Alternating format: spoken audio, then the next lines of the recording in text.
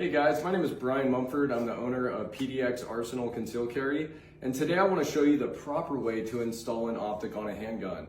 Having been an instructor for over 10 years, what I can tell you is that the many benefits that red dots offer a shooter also come with multiple failure points, and one of those mainly being improper installation.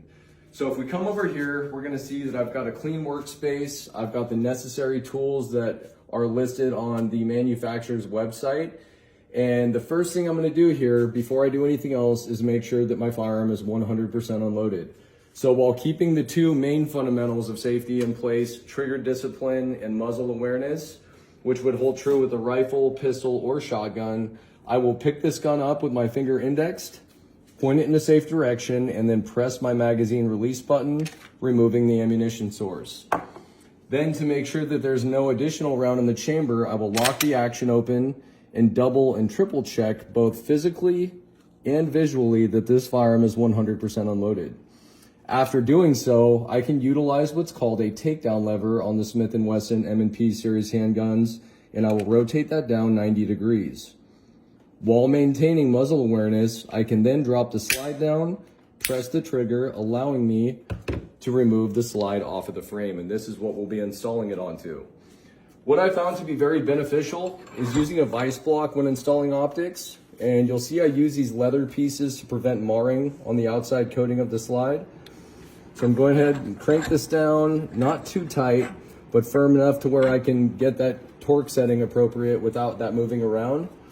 And then we'll come back over and talk about a couple of other things. Now, the Loophole Delta Point Pro are going to utilize the CR2032 batteries, just a single one. And what's very nice about the Loophole is, unlike the Trijicon RMR series where you used to have to remove the entire optic, these are top mounted. So this little tab right here will go ahead and flip to the side. We'll watch that battery tray flip open, and you want to make sure that you're orienting the 2032 in the proper direction. You'll also see that I'm wearing nitrile gloves to prevent things like oils on my fingers or any other chemicals that I've been using today from getting on the battery. After installing the battery the proper direction, I'll use a sharp pointed tool to kind of dig back here and start to close it. We'll lock it down all the way and then close that battery tray up, installing a new battery. Anytime I put a new battery inside of an optic, and it won't matter where you do it on the body, I choose to put a sticker with the date that I changed the battery on. I will not allow these to reach their maximum shelf life before I change them out, with the potential of them failing when I need them to. So now we'll talk about the proper adapter plates. With the Delta Point Pro on the Smith & Wesson 10mm, they require what is called a Type 6A. So we'll see these two bigger holes here that are going to line up with the top of my slide. This is really keeping this plate in place and preventing it from moving around. If there was any oil or debris on the adapter plate or the top of the slide itself, I would remove that before I did anything further. With my factory screws, I want to use, I'd ideally use acetone, but right now I've got iso alcohol, which will be just as effective or almost as effective. And I will want to remove all of the factory grease and oils that are occurring on these screws as they're manufactured. Now, having already pre-cleaned and pre-thread locked them with blue Loctite, not red, and you'll see I used the 242 Loctite, which is more than sufficient. I've let these sit for a while and let that Loctite dry. I will then grab my optic, and if it didn't have the protective shroud on the outside of it, these use a 1/16 inch star drive to attach to the actual outside of the body of the optic. When I come over here, I'm going to place the optic onto the adapter plate itself, make sure we've got a clear lockup, and then I'll pull it back off, and we will install our screws here that mount our adapter plate to our slide. Now, Loophole has a manufactured torque specification of 25 inch-pounds of torque to install these adapter plates. So what I want to very carefully do is I want to set my torque screwdriver to the appropriate torque setting, which is 25 inch-pounds. And I will place this in here and just snug it down for the time being. We're not going to tighten it all the way down, and then I'm going to come over Sometimes with these smaller screws, I like to use needle nose pliers, and I will come back over here and place this down in here, and then use my torque screwdriver to tighten down the other side.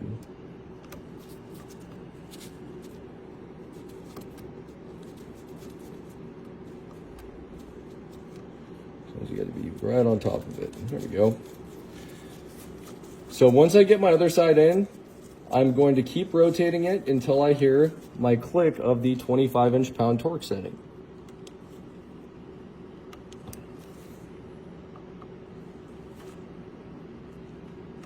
Perfect.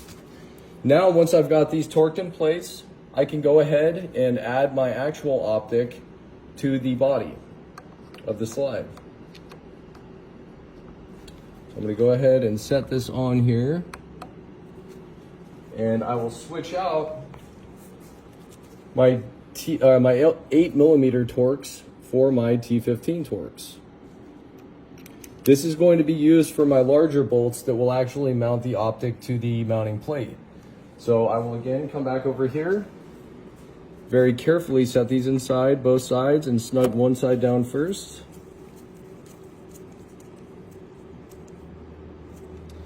Grab my other screw.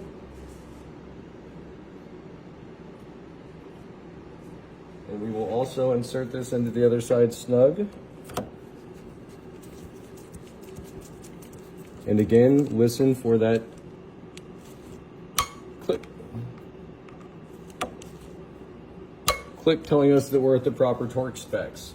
Now, ideally you would like this to dry for about 24 hours before using it, but I know a lot of people aren't going to do that. So what I also recommend picking up is a acrylic paint pen. I choose to use white, and what I will use are what are called witness marks drawn on both the screws as well as the optic body itself to give me an idea of whether or not these are backing off. So when I come back over here, what I want to do very carefully is I want to draw a line both on the screw body itself and onto the optic. This way, if these lines start mismatching, I can tell that I have screws backing out, which will cause things like my zero to stop being accurate. I'm going to let this sit for about 24 hours, guys, but that is how you are going to properly apply both an adapter plate and a loophole Delta Point Pro to an M&P 10mm.